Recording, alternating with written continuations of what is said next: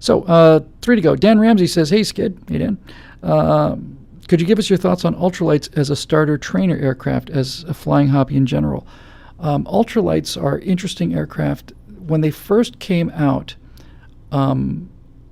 there were so many designs that were done so haphazardly, and the standards for training were so low that it was literally like a scythe. It was like one of the plagues of Egypt. People were getting killed several a week for a while there. I want to say it was mid to early 80s or something. Somebody designed a new ultralight and they wouldn't test it, and they'd go out there and some guy would teach himself how to fly, which is not recommended. And they were getting killed hither and yon. Now, since then, it's been so much better. The ultralight designs out there now are very safe designs. They're very good designs. The primary weakness in the ultralight is that because the engines are so small, they're almost always a two-stroke engine, which means piston comes up, fires, piston comes up, fires, comes up, fires. Modern airplane engine and automobile engines are four-stroke. It comes up, fires, comes down, comes up, expels the gases, comes down, pulls in the new gases, comes up, and fires. So it's firing on every fourth stroke instead of on every other stroke. So a two-stroke engine generates more power than a four-stroke engine, but they're a lot less reliable. And that's the real problem with ultralight engines, is that even though the Rotax four-stroke is superb, we have that in the Skyro, never a hiccup. It's the best engine I ever flew. The two-stroke engines on most ultralights are less reliable.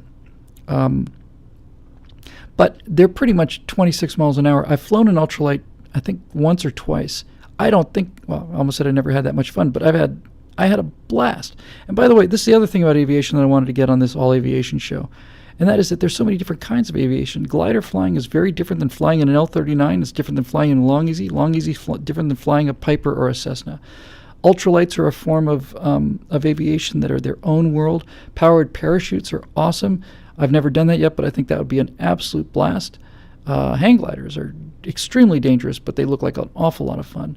But ultralights have become very safe and very reliable. The engines are still very good. It's not like they're 1 out of 3 has fallen out of the sky. But it is another way to go. And the great thing about an ultralight is they're relatively inexpensive. I mean, you can get a good one for $30,000. And I mean an enclosed one. You know, looks like an airplane. I want an ultralight called a Sky Baby. We flew a Sky Arrow, but if you look at a Sky Baby, I want to say, looked like a little mini airplane. It's a cool looking little thing. But generally speaking, they're very, very safe because they fly very slowly. You don't have a lot of crash protection, obviously, so don't crash it. But when you're flying at 26 miles an hour or 40 or whatever the case may be, 30, if you think about it, it all comes down to, I'm not going to get into this again, I've gotten into this before. Survivability in a crash depends on the angle of impact and the total amount of energy you're carrying. If you fly into the ground at a 20, 30 degree angle, doesn't matter what you're in or what aircraft you're in, you're going to get killed. You cannot just go into a wall and stop. That will kill you. But if you land at a flat angle, your chances of surviving are very good. And if you land at a flat angle moving very slowly, you're at even better space. So unless the wing come off the airplane, if you lose the engine and you land flat at 30 miles an hour, there's only so hurt you can get. Theoretically, you could get killed, but it's not very likely, you know. So, yeah, they're terrific. They're really fun, and I'd love to have one, frankly, because on many levels, ultralight flying is the ultimate form of flying because it's the most bird-like kind of flying. I had that experience in the Sky Arrow, which was enclosed, but I would fly that to Tucson, and then I'd get once I got past Palm Springs, out over the high desert, out over the desert along Interstate 10, there's an area there for, I don't know, 20, 30 miles. It's a former riverbed. It's like a wash. It's all landable. And then I'd fly at 20 feet, 50 feet, because there's nothing out there. And I'm 2 miles from the mile or 2 miles from the interstate, and if I have to land the airplane, I'll just land the airplane, walk over. So I'm careful. I'm not just doing it. But at that low level, and even at 70, 80 knots, which is really slow for an airplane, you feel like a bird. It's exhilarating. It's incredible. And ultralights live in that regime. But as I said, there's so many different kinds of flying. And I think we haven't seen much of ultralights lately because the sport pilot license and the sport plane A sport airplane, a sport class aircraft, and a sport class license are, like I said, it's like the AA degree to the private pilot's bachelor's degree. They're small, they don't fly terribly fast, but they're real-looking airplanes, and they're fantastic. Just look up sport aircraft, and you'll see some very, very cool designs that don't cost a whole lot of money. They cost what a nice car costs. And you don't have to study as hard as you do for the private pilot's license. And they're very safe. They don't go very fast. They don't have a lot of range. They go very far. 2 people tops. And you can have yourself a time of your life in a sport aircraft. So just Google sport aircraft. You can see some amazing, brand new carbon fiber, state-of-the-art aircraft with glass cockpits. And, they're spectacular. They're really fun. Venyaran Eruvanda is back. It was another question, and they wanted to know how many actual years of your life has been lived in the air. Funny, I did that calculation just a little while ago.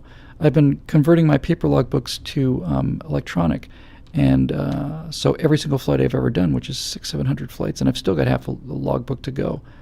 But I have almost exactly, I think probably within 10 hours, of 1,000 hours in the air. And I did the division, and 1,000 hours comes to almost exactly 40 days and 40 nights. It's 40 24-hour days, which is a nice biblical number. So I've been in the air nonstop for 5 weeks of nonstop, 24 hours a day, 1,000 hours in the air. Somebody wrote a long time ago that they make us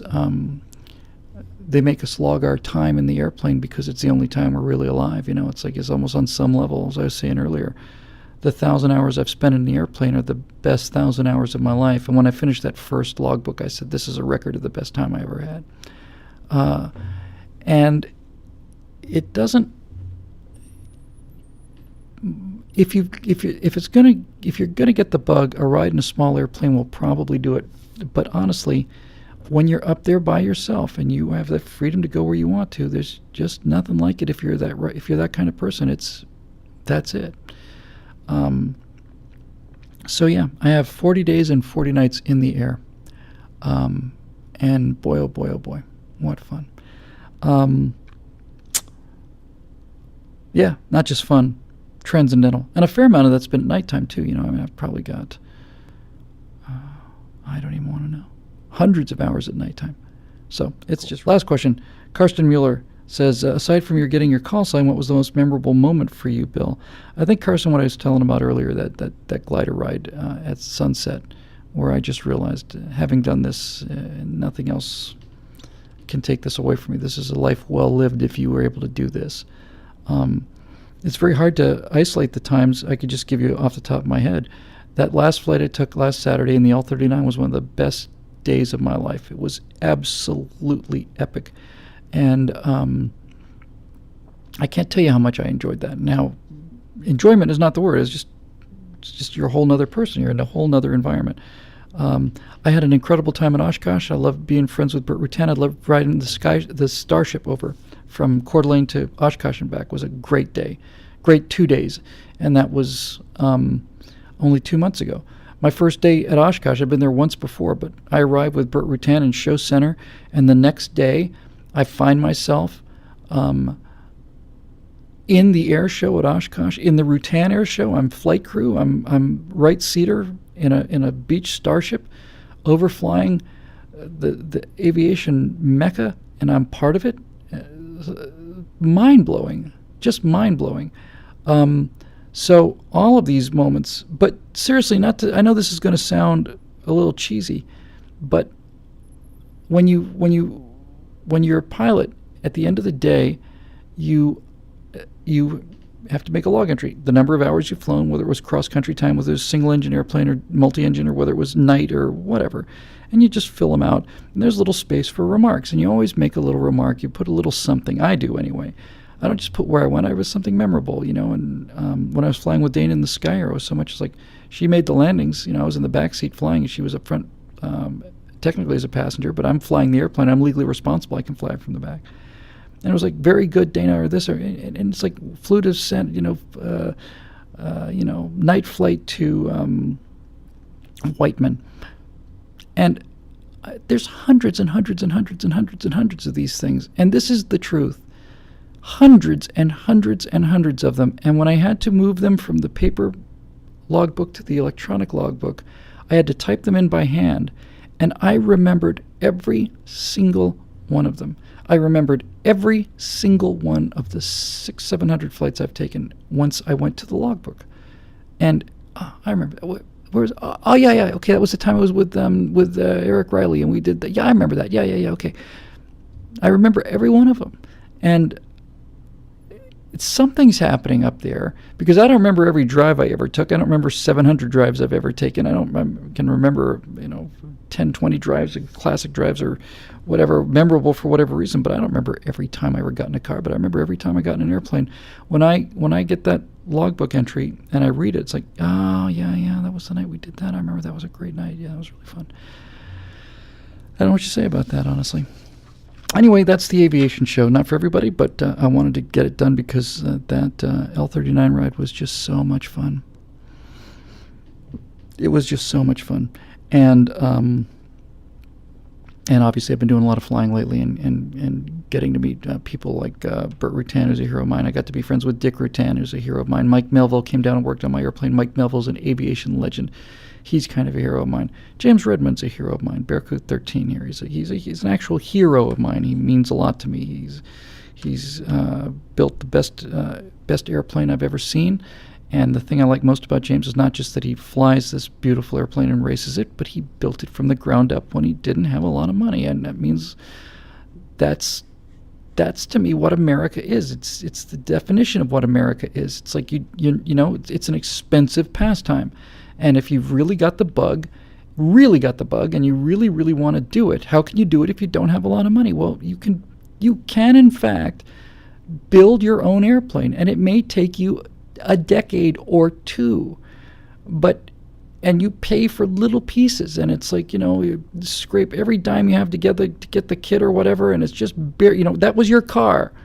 That was going to be your car, and that was going to be the nice apartment you were going to get, and you spend it on this, and you just go there every day. And it's not like, hey, I'm putting on the wings. It's like, no, I'm sanding, and I'm doing more sanding, and now I'm doing more sanding, and it's just hours of it. It's hours and hours and hours, thousands of hours, and you come out of it with this work of art. It's a freaking masterpiece. Bearcoot 13 is just a brilliant. You're in the same room as this thing. You can't believe it's real. It looks like it's created by Vulcans 400 years from now, and it just kind of beamed into this room. It doesn't look like it's part of this earth even. And it's perfect, and the seams are perfect, and everything on it is perfect because he cares, and he put sweat equity into it. And you can do that in America. It's the most American thing I've ever seen. The guy, I got to meet him, and we're friends now, and he's helped me an awful lot with the Long Easy, but we have that thing in common, right? It's like, we're not born into this, and this is a good thing to close on, because to me this is what America is. It doesn't have to be about flying. You're not a prisoner of how you come into this world in America. If you want to be a pilot and you are stone cold poor, you can find a way to fly, and you will eventually find a way to own your own airplane in America if you are willing to work hard enough, full stop. And if you can do it with aviation, you can do it with anything. I didn't get to fly fighter jets because my vision was bad. I had no control over that. But I go up now in a parachute and a flight suit, and I fly an airplane that flies like a fighter jet, and I fly it like a fighter jet. I don't fly it like a Cessna. I was telling you about my instrument instructor. I got started in gliders because they felt like fighters. And my instrument instructor, we were up, and I got into like a 60-degree bank just for fun. She goes, "What are you doing?" I said, "Well, I'm just turning the airplane. I'm just giving it a little turn." She's starting to hyperventilate. She'd never been out of a 30-degree bank in her life, except for the time she's doing a 60-degree bank to get qualified. I've flown this thing. I fly this thing like a fighter jet because I want to fly it like a fighter jet. It flies like a fighter jet. It's not quite as fast, but it feels like it. And is that good enough? It is, actually. Yes, it's good enough. It's good enough. You may not. Maybe your life vision is to play basketball, and maybe you're 5'9". You don't get to play professional basketball at 5'9". You just don't. You don't get to play professional basketball if you're 6'9", most all of the time. But in this country, if you work hard enough, you can play basketball every weekend and play a very advanced game with great players in a league, and you can get close enough. And I've always had nothing but contempt for people who just rail against, I wasn't, rich people get to fly. Yeah, well, poor people get to fly too. If you want to work hard enough at it, you get to fly. Like I said, my flight training occurred because I was willing to walk away from a job that was paying me significantly more money in Los Angeles, get a crappy apartment with a pilot and a flight instructor and a tow pilot, a 3-bedroom bachelor pad in Palmdale, which, excuse me for saying so, is the worst place in America, and get up every morning at 6 o'clock and ride with them out to the airport and rake rocks out there in the field. It's 122 degrees out there, and I've got a Gilligan cap with a white towel over my neck, and I've got sunglasses, and I'm wearing sunscreen and chapstick, and I've got a long sleeve shirt and gloves on because you will catch fire out there. And I'm raking rocks and shoveling them into a wheelbarrow and then walking the wheelbarrow back, and I'm making little rock gardens in the middle of the desert because I really, really, really wanted to fly. And I don't know whether anybody would know of who I was if I didn't have the flying. I mean, eject, and courage and Trinity. It's in everything. It's in everything I touch. Firewall, Afterburner, Stratosphere. I don't think anybody would have heard of me if I hadn't followed this passion for flying. I don't think they would have deserved to have heard from me. In any event, look at the time. My gosh. It looks like about 2 hours and 8 minutes on the record time, and that's plenty for our aviation show. We'll be back to the regular programming next time. I'm thinking I might move the show to Thursdays just because I'm going to the gym 2-3 times a week, and that's kind of nice. So in any event, we'll let you know. But I'm going to try and get back to making it more regular. This summer was kind of fun. Redmond, I'm going to meet you somewhere over Arizona at 12,000 feet. And your beautiful airplane, which can outrace mine and is so much faster and nicer than mine, I'm going to have a camera mounted in my Long Easy, and I'm never going to see anything but the back of your airplane because I'm going to be on your tail the whole time. You're not going to get rid of me, pal. I'm going to clean your clock.